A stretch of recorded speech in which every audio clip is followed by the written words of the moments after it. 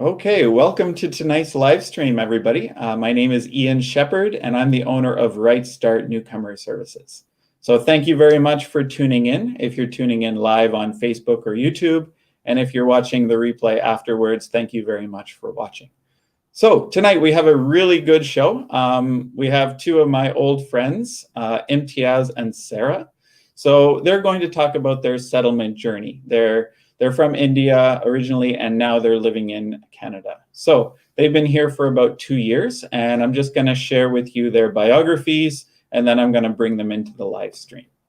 So first, I'll introduce Sarah. So Shikha Sarah Gupta was born in New Delhi, India. Before migrating to Canada with her husband in 2019, she used to teach in an international baccalaureate school in India. She has over 9 years of experience as a teacher and is currently working with the Salvation Army as a caseworker for over a year. And this is Imtiyaz's biography. So his name is Imtiyaz Ahmed. He was born in Srinagar. He'll have to correct my pronunciation. Srinagar, Kashmir, and then lived in New Delhi, India for over 28 years before migrating to Canada with his wife in July 2019. He has over 10 years of experience in sales, marketing, communications, digital, etc.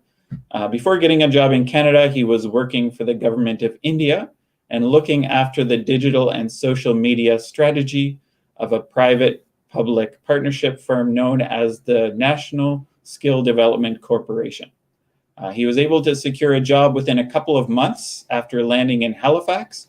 And initially, he was hired as a sales development representative, and he recently got promoted. Congratulations. Okay, great. So I'm going to add them to the live stream now. And here they are. So welcome, Sarah and Imtiyaz. How are you guys tonight? We're good, and thanks for having us, Ian. And thanks for the introduction. You're welcome. We're so excited to be a part of this live stream and just to share our settlement journey. Yeah. It's good we'd be able to guide people and tell them the good and the bad and the struggles. Yeah. Well, thank you very much for joining me. And that's what I want tonight to be. So sharing the good parts, the bad parts, the things that surprised you about coming to Canada. But maybe we can start sort of back in the beginning when you were first thinking about coming to Canada. So maybe you can start there and tell us a little bit about the immigration process itself. Should I start? Yeah. Okay. So, I mean, I have been planning to, and you won't believe this, I've been planning to come to Canada for a long time.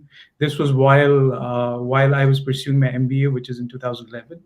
But things didn't work out after that. And, once both of us got married, which was in 2016, we always had this sort of, this aspiration of moving to Canada because, it's been rated across like it's one of the best places to live in the world in terms of, the quality of life and I think the better earning as well. Mm-hmm. That's a different thing. But yes, so we decided right after getting married that, we should start with our process of moving to Canada.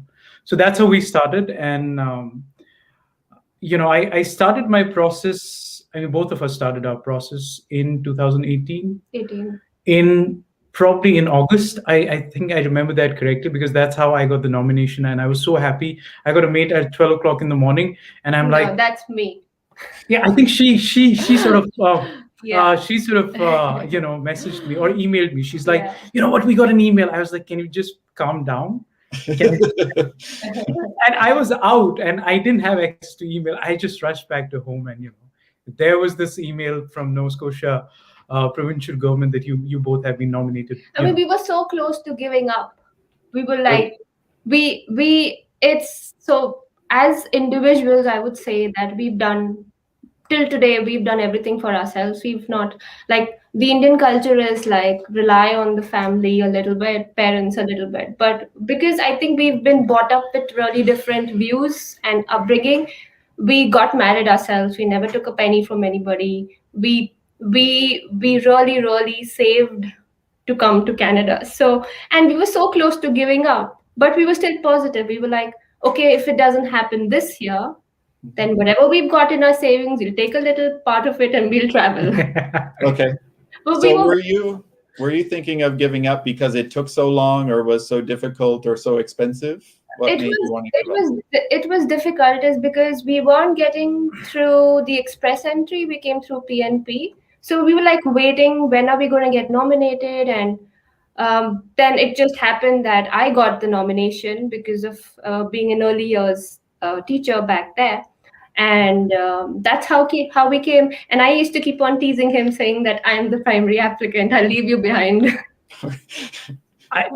So it was like everything happened so quickly. Like she said, we were applying for the express entry, Yeah. and we were almost about to get through within express entry as well. But before that, she got a nomination from the province of Nova Scotia. And initially, we was hesitant, reluctant that we're supposed to go to a bigger city. Like, I don't know where Nova Scotia is, Yeah. right?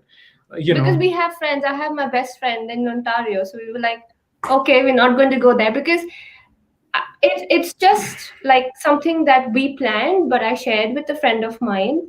She had no plans of coming to Canada, and I don't know, it was luck. She applied and she got through, and they were there before us. Okay. So I was like, okay. So these were the little things that were like, they're there already. We're not going there. I don't think we will go there.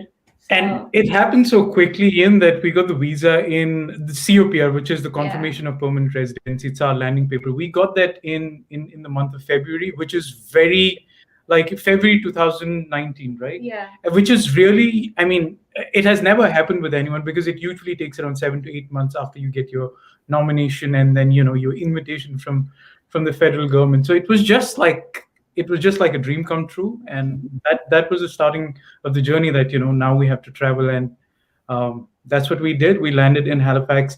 We landed in Canada on like 26 July, if I remember the date correctly, which was in Toronto. Then from Toronto we took a train because I always wanted to see But the countryside. we did stay for a week with a friend of mine. Yeah. Okay. So we stayed and we looked around. We went to Niagara. We had a good time, but I was jet lagged. I would say that for the entire week. How long is the flight from India to Oh Toronto? my gosh, dude! I mean, More than 18 hours.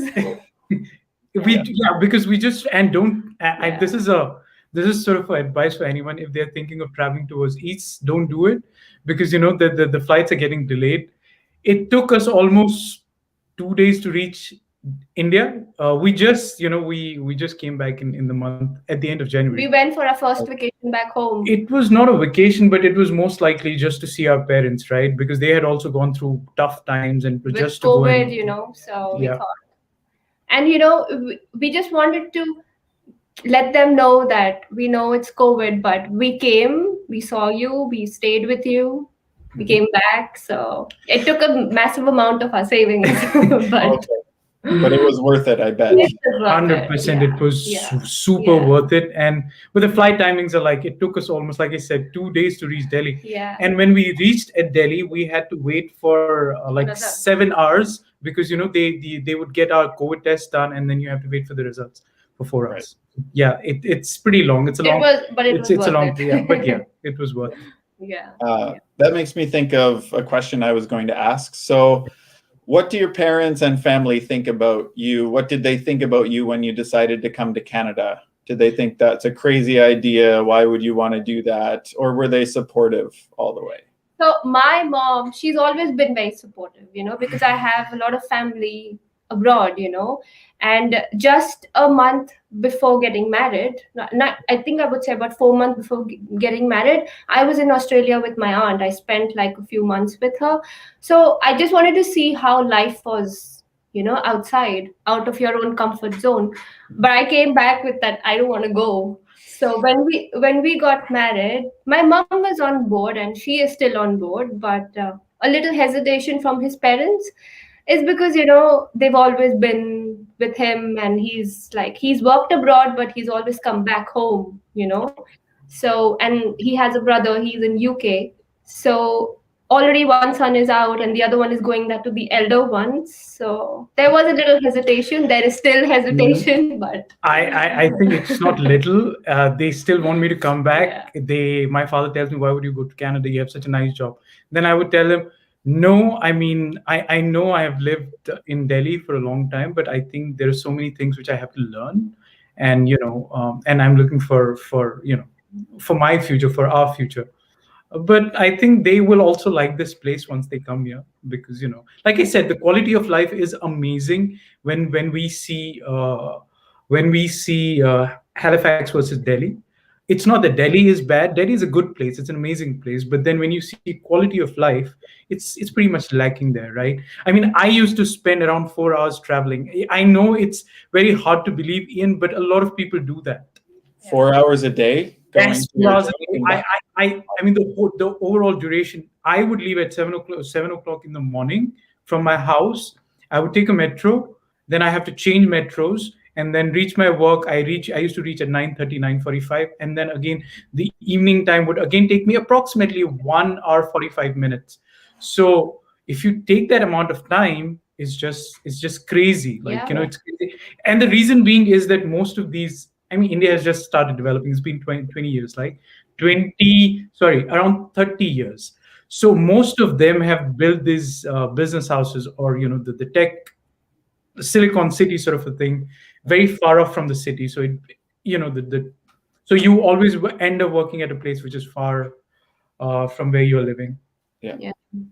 Wow. And driving is a no-no. Driving, you don't want to drive there. You No, don't want okay. to. No, 25 million people driving at the same Yeah. time. I'm sure that you can just imagine that the amount of Yeah. traffic. And then you drive a manual, you don't have an automatic because they are a little expensive. So you can imagine your leg on the clutch.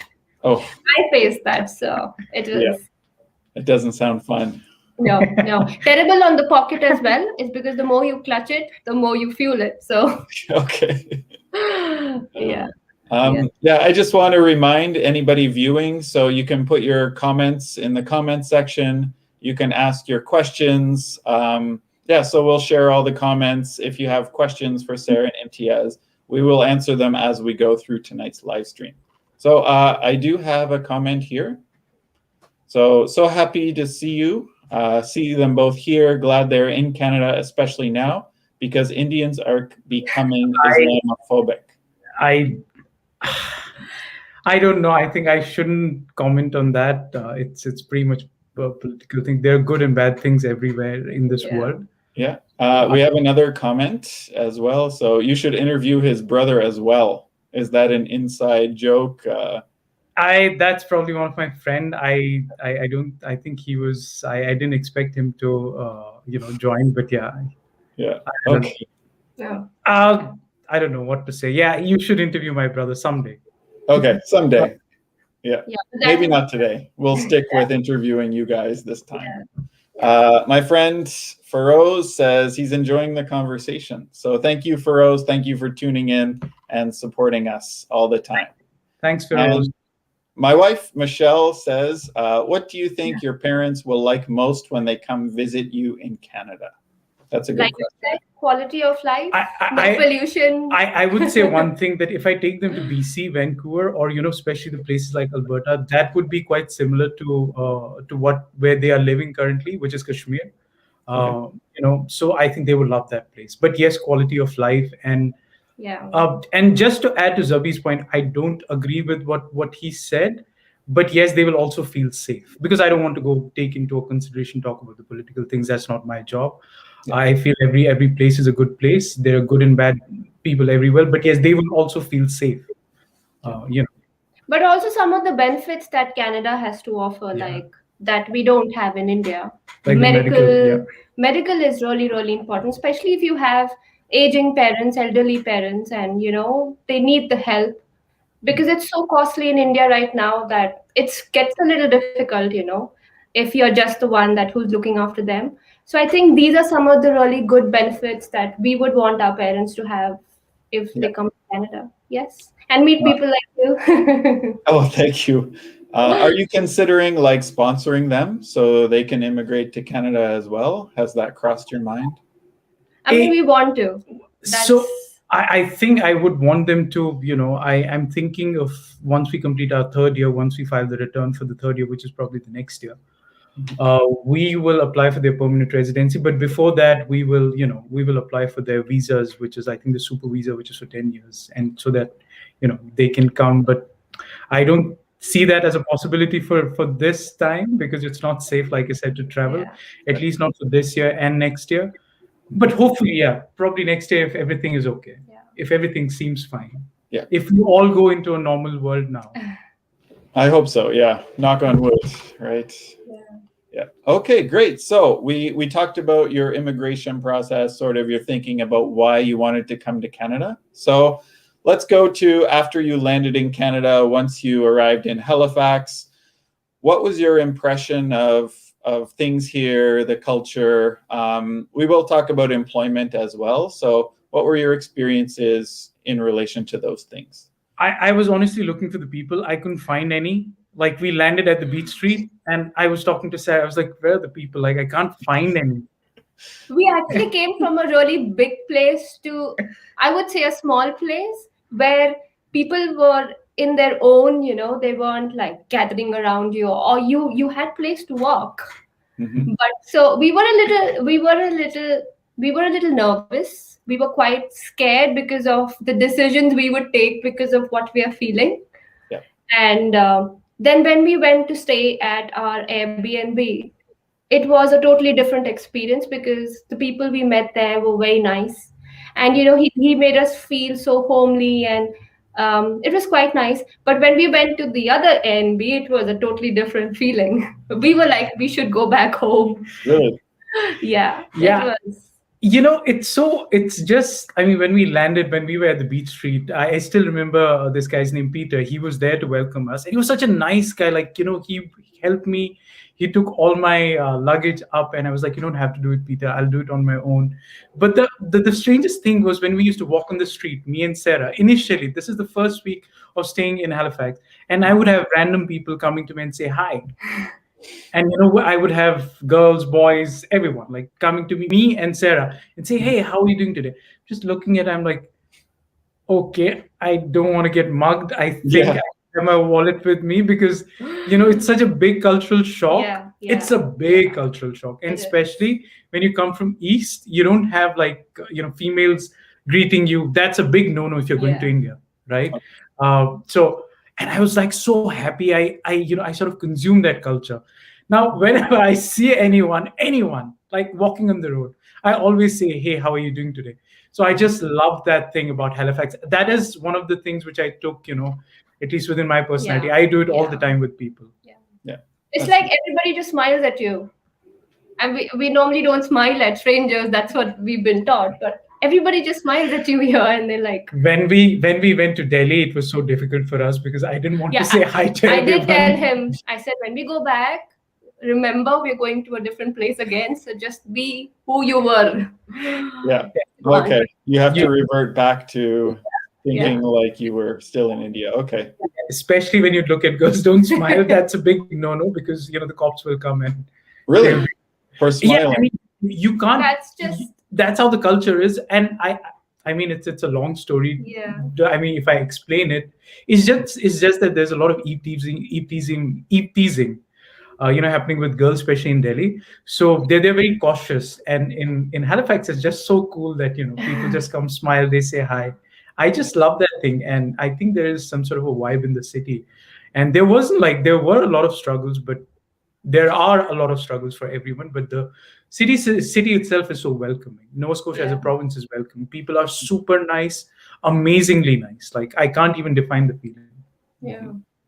Great. We do have a couple more comments that I'll share. So Umar is delighted to see that you're both being welcomed in Canada. That's his brother. That's my brother. Okay. Yeah. You should probably interview him. Yeah. So nice of them, Zabi and Umar both, just to see my interview. Nice. Just want to say thank you. Thanks to both of them. Yeah, thank you for tuning in, guys. And Abdullah says hi. Abdullah is a big fan of our live streams, and thank you for tuning in, Abdullah. Hopefully you enjoy tonight's show. Hi, Abdullah. Thank you. Okay, great. So let's move on and talk about employment. So I know, Imtiyaz, you said you found a job within a couple of months. Sarah, I think it took you a bit longer to No, in find your fact, job. he played the story. He played you. I was the one who got the job first. So Oh, I got a job in September, okay. 1 month after me coming in, and that was my first interview. And I always wanted, like I said, my background is teaching, and I love kids. I've always been around kids. So I really, and being nominated for an early years teacher, I thought I'll come here and it'll be easy for me. So I started applying in schools just the very first month, but I got no response. Even if I did get a response, they were asking for licensing and it was taking a lot of time. So I applied in a daycare, and that was my first time that I applied for a daycare job. And she called me, and I really liked the vibe. So I took the job right there. And so I was the first one to get a job. Yeah, I didn't play it on it, but I think I missed on that part. She was the she got the job in September, but that was in Yeah. the daycare. But her actual job she got was in December, In December. 2019 in Salvation Army. Yeah. Then Okay. I've been working there since. Yeah, no, she's So really you were the first one to land a job, Sarah, but your current job came after. Yeah. Okay, Yeah. so sorry about that. I misunderstood. So that's me. I think I should apologize, not Yeah. you. Ian. He I'm plays sorry. on these things with me. No, I don't. Yeah. I don't. You'll have to deal with it later after the live stream. You'll have to apologize profusely to your wife. Yeah. Okay, great. So the process, you said, Sarah, was not so bad getting your first job in I mean, Canada? because I had a good portfolio and I had a lot of experience, and I think IB is what is been taught to the kids here. So my grasp on the knowledge of being with kids and teaching them is quite similar to what they do here. So my employer, she really liked the way I had been teaching for these years, and I, with along with teaching, I have a lot of theater experience as well. Is because I worked in theater as well. So kids teaching and theater just mixed it up, and I'm an artist as well. So she really liked these little aspects, and she gave me a job as an Oh, assistant wow. teacher and stuff like that. So it worked for me, and I worked over there for about 2 months before I got a job in Salvation Army. So the only difference and difficulty I would say that I had with that daycare job was the fact it was so far. It was in Dartmouth, almost close to Flying Cloud Drive.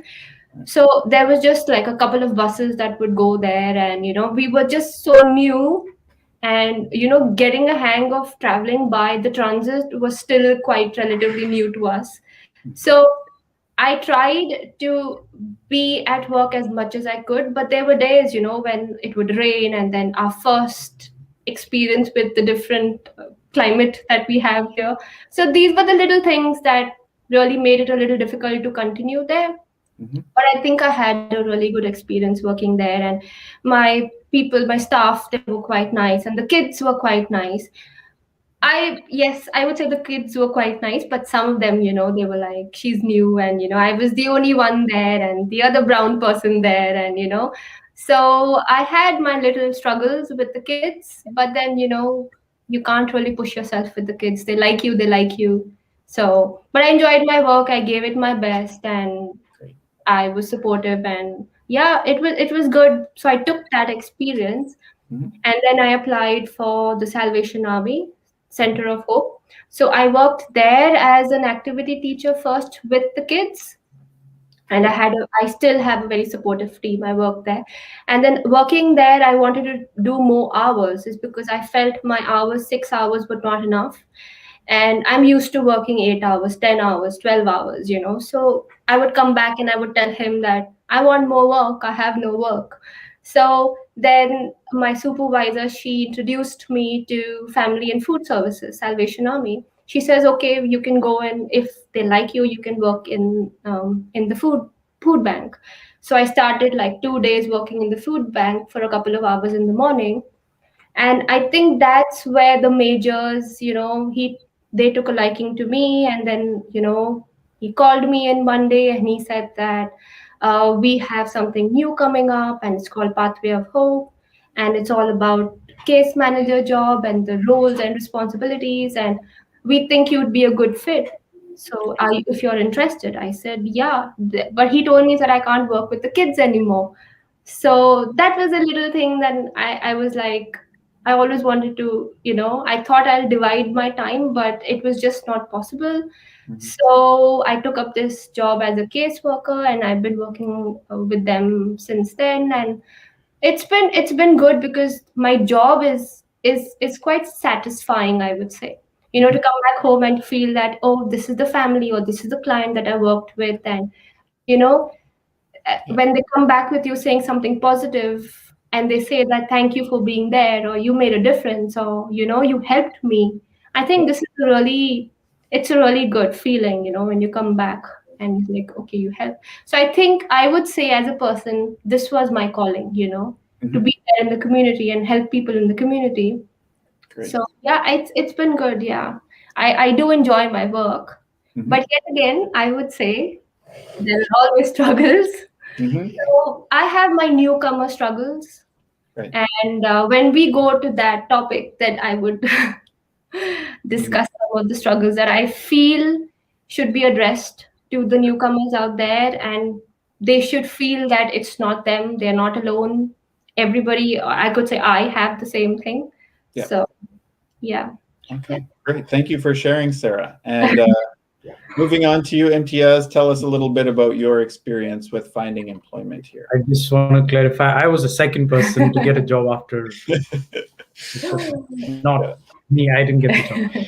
Okay. Uh, my experience has been amazing. Like I spoke to so many, so many immigrants, and they all come from such fancy degrees, one of the top institutions from India. And I'm not praising myself, that I did get the job. I did get this dream job in Intro High, which is probably which was rated as Canada's 50 fastest growing firms, and the best 50 best working firms in Canada. Recently it was rated. So Mhm. I I just feel very lucky that I got the job, and but I wouldn't talk about the struggles. I just want to talk about the process which Yeah. helped me land at that job, which is pretty. I think it's sort of impossible, because you don't get a job in sales because you're, and that too in B2B sales.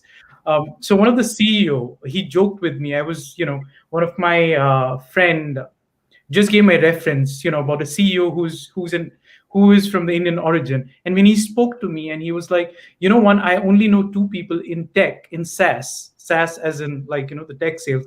He said Yeah. there are only two people from South Asia or Southeast Asia who are working in sales, B2B sales, in tech sales.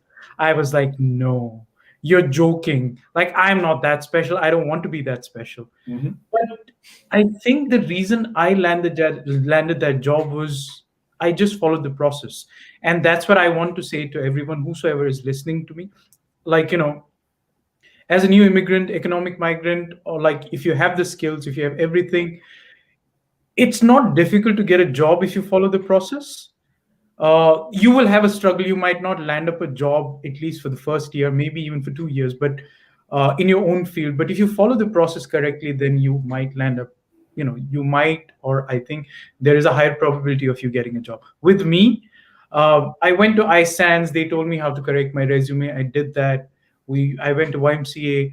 And we didn't took any training, but what we did in our case was we volunteered everywhere, wherever we could find an opportunity to volunteer. We did that. So we are still an active volunteer with the St. John's. We are both medical responders. Great. Then I volunteered with the political party in 2009 elections. I don't want to name the party. That wouldn't be fine. People will come to know my orientation, But yes, I sort of volunteered for a political party in 2019. Because I already had a lot of experience in that. I have worked with the petroleum minister in India. I was one of the media advisors. So I thought, let's take that experience. And the person I was supporting, he was obviously a good guy. He's the current MP. And I thought he was doing good work. So I volunteered. I gained that experience. So we volunteered across. And I did networking, which is sort of difficult for newcomers, but that's what we did. Then you wouldn't believe, I went to Halifax Partnerships office, and I met Nada Holloway, if I'm pronouncing her name correctly. Then she told me the importance of LinkedIn. I've been in digital, but in India, LinkedIn is it's the people use it, but I think it's the way we use it in North America is entirely different the way people use it in Asia. Like it's my personal profile for my for my work sort of a thing. So that's what I did. She told me to change it, and I think that's how one of the recruiters noticed my profile, and his name is Nick, and he's from Wiener. Wiener is again one of the leading recruitment firm in Canada. So he sort of messaged me on LinkedIn. He was like, "Would you be interested in a job?" I said, "Yes, 100%. I'm working in security right now, so I'm Okay. definitely looking for a I change." remember that your Yeah. security job. Yeah. Yeah, so I think you have to be open-minded. Trust me, most of the immigrants are open-minded, that they know that in order to survive, you might have to do anything. That's what I did, and I loved my security job as well. There was nothing wrong with it, uh, apart from going early in the morning in when it was -12, -13. But I still loved it. Yeah. And yeah, he just sort of messaged me on LinkedIn, and then we connected. I had a brief interview with him. He shortlisted me. Then I went to give interview for my firm, which is called Intro Hive. And my boss, manager, he liked my profile. He said, "You have a lot of experience. What do you want to do?" I said, "I really don't know what should I do, but whatever you are hiring for, I think I'll be able to do it with like with 10 years of experience and with my masters." And he kind of liked that line. He was Okay. like, "Yeah, fine, we Yeah. can we can let you do whatever you want to do." Oh, I said, "No, nice. I was joking, but I have like a lot of experience in sales marketing." So that's how I landed in the sales job. But I think it's very important to follow the process. Whenever you get an opportunity, volunteer. Give your time to learn, because um, I spoke to so many immigrants. Like I spoke to one of my senior who used to work with me in NSDC, and he was working at such a senior profile. Like he had 20 years of experience, and he worked in Malaysia, and he worked at a lot of places. And then he was looking for like he was like, "Can you help me in getting a job there?" I said, "Yeah, 100%. Like if you forward your resume, I can do that." He said, "No, but I can't do sales." I told him, like, "You have tons of experience backing you up. Why are you saying that, I can understand you want to start from scratch, but why are you saying that you can't work in sales? Because you have 20 years of experience, or out of that 10, 15 years of experience in selling. Why wouldn't you do that?" He said, "No, I don't think I can do it." So you need to have a lot of internal confidence in yourself. Very important. I mean, you can definitely bring in those skills, because a lot of people are in this mindset that they can't bring in those skills, and it's so difficult to do things in Canada. No, you can always bring those skills, whether you're speaking skills, whether you're communication skills, or any other skills which you have. You can always bring them, and just be confident about your skills, what you have. And I don't think there should be a problem in finding an employment, whether it's Toronto or Halifax, or or any other city in Canada. Yeah. Great. Yeah, you guys both brought up a lot of really good points. So I heard you say LinkedIn is important, networking, following the process, volunteering is huge, and also believing in yourself. So having the confidence that you do have the skills that employers are looking for. So yeah, those are really good points. Is there anything I missed or anything we should add to that? No, like no, as far as employment is concerned, just be aware that you have a presence on LinkedIn is super important. It doesn't matter what your what your profile is, if it's customer facing, not customer facing, even if you're working at the back end, make sure you have a presence on LinkedIn. Make sure you change your LinkedIn, update your job responsibilities in terms of not make it generic, but see what have you achieved. Yeah. And try to get as many certifications you can. Very important, super important. And I think I missed out on that point. Both of us might have done. I don't even remember. Oh, we've done so many courses from the time we've been here. There's not been a time where we've not, like, one of us is finishing up a course.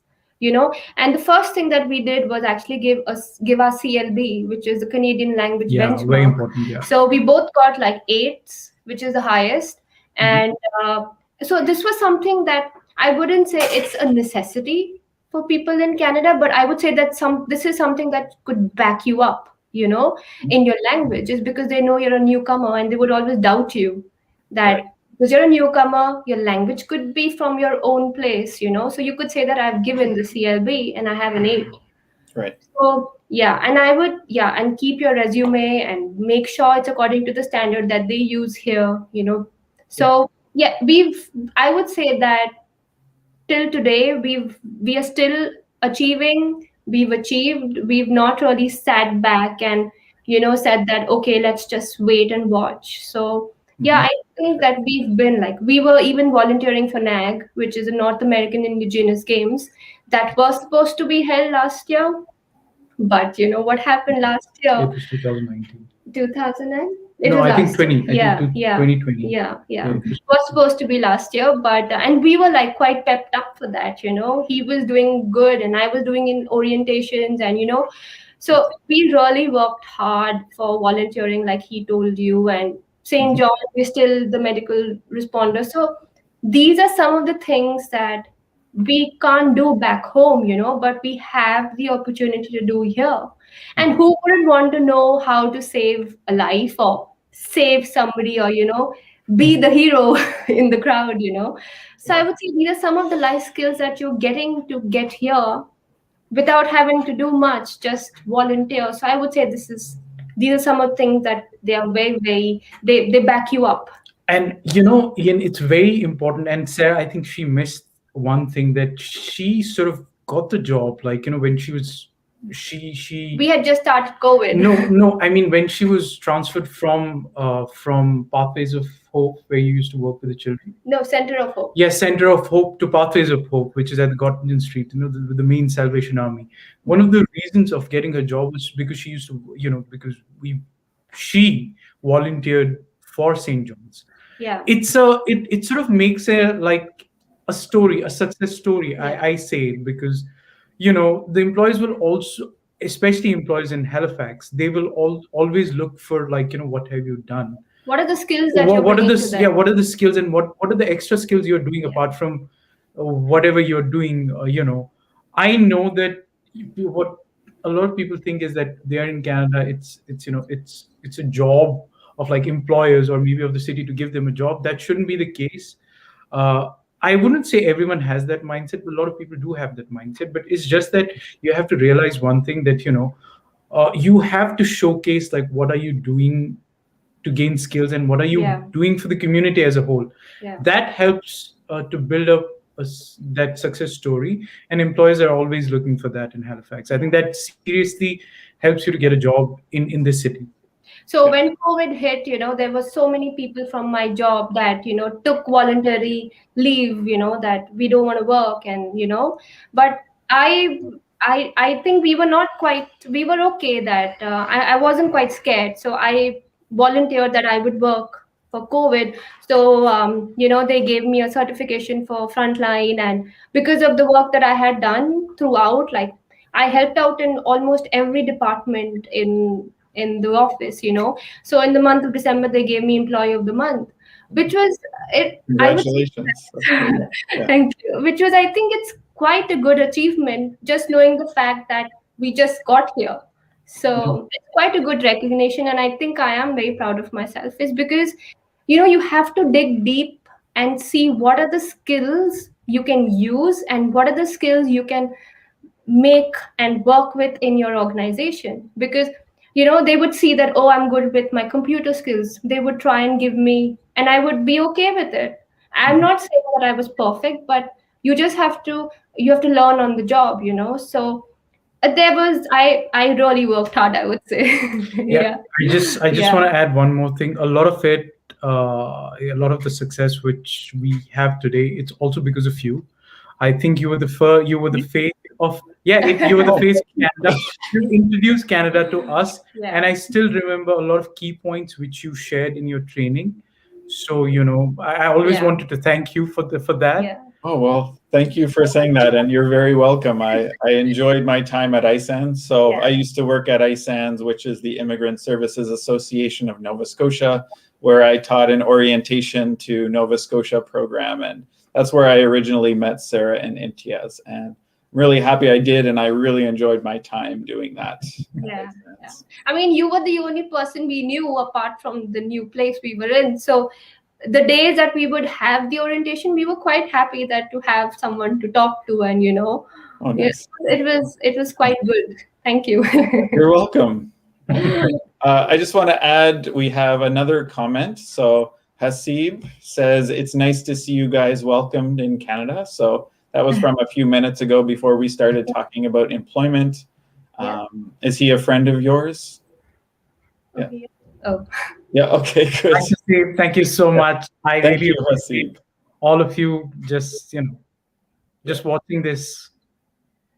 Yeah, thank you for watching, and thank you for your comment, Hasib. So I recognize the time. We only have about 5 minutes or so left.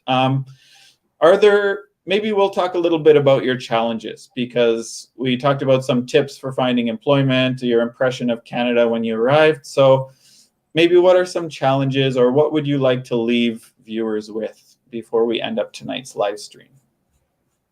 So I think some of the challenges I would personally say is communication. I've always thought that English was my first language. So when I got here and I was out there, talking to people, some way or the other, I felt a little disheartened, I would say, disconnected, is because there were times where I wasn't understood the way I said things, and or a conversation was left midway is because we couldn't finish it. So I would just say that don't lose hope. There are a lot of us who are struggling, and all I can say is that have confidence and just keep talking. Like I personally, I feel that sometimes when I'm talking to somebody, I cut short my conversation, is because facial expressions change, and they're like, what are you saying, or they'll make you repeat yourself over and over again. So these were quite new to me. I never really experienced it anywhere. But now, when I talk to another newcomer family and they do the same to me, or I do the same to them, I can see that, they felt bad. It's because I've asked them to repeat themselves, you know? So, this is a major challenge, I would say, for me. Language is a barrier because some people come as newcomers whose first language is not English and they are just learning it here. So yes, language is a barrier, and I wish like we could do more to help them, and uh, give more confidence to them, and so I would say confidence and skills building. Give them more classes for skills. Give them more classes for presentation, because presentation plays a very important role here. I've seen it. I live with it. I know it. I work every day, and I've seen it with people. And so I think these are a few things that I think we should help the newcomer families with. Great. Yeah, and I hear what you're saying, Sarah. Language is huge, and even you with a CLB 8, you speak very fluently and clearly. You still face challenges around the language. I do, and I do. Yeah. I think I just want to say one thing, that just have confidence in yourself. Canadians as a whole, they're welcoming, right? They're so welcoming that they will always help you. They will try to help you, which has been my experience. Like if you have confidence in yourself and try to, it's your responsibility. You have landed in a country, it's sort of your responsibility to know more about the culture. Get in touch with people. You'll always find good in people, bad people everywhere. But but we have to work on yourself. Yeah, make as many as make a lot of Canadian friends, build your network, and just have faith in yourself. Have confidence. If you have that, I think that will sort of help you. It will not. There are so many stories that the immigrants, especially economic migrants, they with so many degrees, they get into depression because they don't get jobs. The confidence, it plays a very big role in that. So you need to have faith in yourself that you can do it. Yeah, I would also like to add that there are a lot of resources out there Yeah. for newcomers. Now, because I've been working in a profile like that, I have a bunch of resources that I could give out to you so you could help if anybody needs Ian. Great. Uh, Yeah. So which yeah, I can get those from Sarah, and you can reach out to me. Yeah. I can add my email here. So yeah, contact me. I can share any resources. But you're right, there's lots out there. So the Yeah. government has resources. Immigrant serving agencies have resources. There's all kinds of resources. Now I think maybe there's too many resources, right? So you have to pick and choose Yeah. which are the best ones. But thank you very much, Sarah, for that offer. Yes, you're welcome. I just want to go back to one thing that you said, Imtiyaz. So you said to make Canadian friends. And do you have any tips on how a newcomer can make friends in Canada? Like, where do Canadians hang out? Where did you find yourselves meeting most of your Canadian friends? I met one of the Indian guy. He's from Punjab, and he couldn't speak in fluent English. Now he has that North American accent, and he was like, "Oh wow, you speak in fluent English, me." And he was talking about me. And anyways, we started that conversation, and he told me the reason I got my job and the reason I became like this extrovert is because I made friends out of my community. And there's nothing wrong in making friends within your community. You can become friends with anyone in this world. It's just that when you're making friends with the people who are living here, you get to know about things. So if I have to share one tip, is just that it's a very famous thing across North America, which is small talk. Probably you can you I don't know how to make Canadian friends, but I think you But make. you go to your gym and you make so Yeah, I mean, you go to gym. Don't talk to random people without their permission. Like they might hit you. But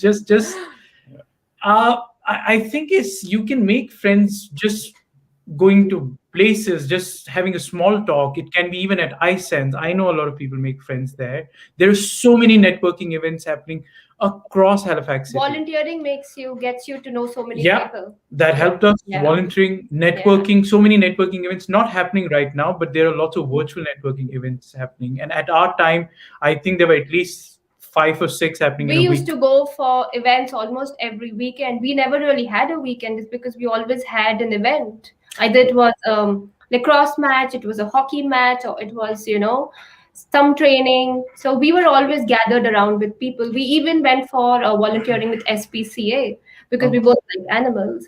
So we've tried to just get out there and be there with people and help and work as much as we can. That's amazing. Yeah. Okay, I know we're sort of over the time. First of all, I want to thank all the viewers and those who participated by asking questions. Thank you so much for watching. If you're watching the recording, thank you very much. And I'd also like to thank you two very much. So thank you, Sarah and Imtiyaz, for sharing your experience and also your tips and wisdom with people. I think you're a very inspiring couple because you have such great attitudes. You seem to be a Canadian success story, and I really hope that success continues. So, you're bigger and better in the future. So, yeah, I wish you the best, and thank you so much for coming. We wish you the best as well, Ian, and thank you for having us. It was an amazing Yeah. experience, and thank you. Yeah. You, and thanks everyone and my friends as well for tuning in today and supporting me. Yeah, Thank it's a pleasure to have someone to so the other person knows that they're not alone, and I can say we've been there, done that. So yeah. Thank it's you. I hope people do learn a lot from your story and your tips because I really think that they will. So thank you again. Thanks, Yeah, Ian. you're Thank you Have so a much. great night. Have a You great too. night. Stay safe. Take care. Yeah. Bye-bye. Yeah. Okay, thank you. Good night. Yeah.